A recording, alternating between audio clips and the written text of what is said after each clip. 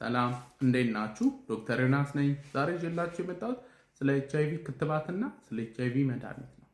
ኤችአይቪ እንግዲህ ለመጀመሪያ ጊዜ የታወቀው ከ1980 እስከ 81 በፈረንጅ አቆጣጠር የተወሰኑ ጥቂት ሰዎች አሜሪካ ውስጥ ነበረ። ከዛ ቀስ በቀስ እየሰፋ መጨረሻ ላይ እንግዲህ ዓለም ሁሉ ላይ የደረሰ ህመም ነው ማለት ነው። መጀመሪያ ግን ሲታወቅ መድኃኒቱ ህመሙን በደንብ አልታወቀም። መድኃኒት የሚባል ነገር የለውም ጭራሽ።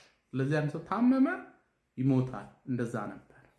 ከዛ ቀስ በቀስ ግን ጥናት ምርምር እየተካሄደ መድኃኒቶች ምናምን ነገር ተገኙ ማለት ነው።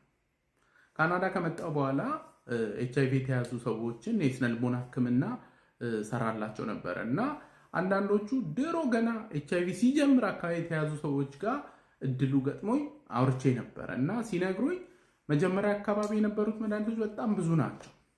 አንዳንዶቹ 10 መድኃኒት 17 የኤችአይቪ ኮክቴል ነበር የሚባለው። 17 ኪኒን ነው በቀን አንድ ሰው የሚወስድ የነበረው በፊት እና ሳይድ ኢፌክታቸው ነው በጣም ከባድ ነው። ግን ያው የህይወት ጉዳይ ነው፣ ሰዎች ይወስዱት ነበር።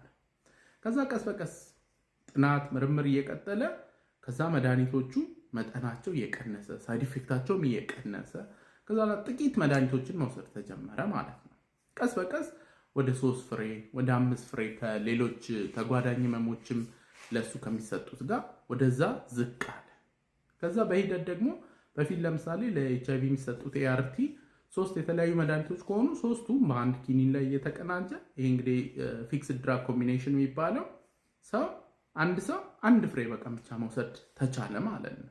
ይሄ እንግዲህ በፊት 17 ፍሬ ከነበረው ስታዩት በቃ የሚገርም ለውጥ ነው። ኤኒዌይ አሁን ላይ ደግሞ ሌላ ካፓቪር የሚባል በአመት 2 ጊዜ ብቻ መርፌ የሚሰጥ የኤችአይቪ መድኃኒት አለ። ይሄ እንደ ክትባትም ልታዩት ትችላላችሁ። ምክንያቱም ተጋላጭ ለሆኑ ሰዎች በሽታው ለሌለባቸው ይሄን መርፌ በአመት 2 ከወሰዱ ምንም አይነት ኤክስፖዠር ቢኖራቸው ኤችአይቪ አይያዙም። ቴክኒካሊ ክትባት አይደለም፣ ግን ይህን መድኃኒት የሚወስዱ ሰዎች አይያዙም። ስለ እንደ ክትባት ነው ልንለው እንችላለን። ዋናው ነገር ግን ምንም መድኃኒት የለውም ከተባለበት 17 ፍሬ ከሚወሰድበት ብዙ ኪኒን በቀን ከሚወሰድበት አሁን በአመት 2 ብቻ ሂደቱ በጣም አስገራሚ ነው። የአእምሮ ህክምናን በሚመለከት ዛሬ ላይ አንዳንድ ህመሞች ምንም ህክምና የላቸውም። ሳድሊ ለምሳሌ እድሜያቸው ከፍ ያሉ ሰዎች ላይ የመርሳት ህመም ሲያጋጥም ህመሙ እንዳይባባስ የሚረዳ ነው እንጂ መድኃኒት ያለው ፈዋሽ የሆነ መድኃኒት ለጊዜው የለም።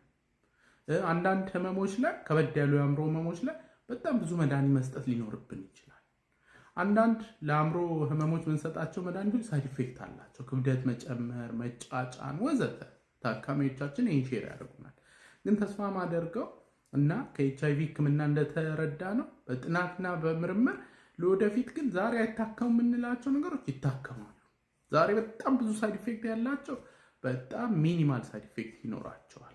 ዛሬ ብዙ ኪኒን የሚያስፈልግባቸው ህመሞች ነገ ምናልባት በአመት 2 የምትወሰድ መርፌ ብቻ ሊሆን ይችላል እና ይሄንን ሳስብ ተስፋ ይሰጠኛል።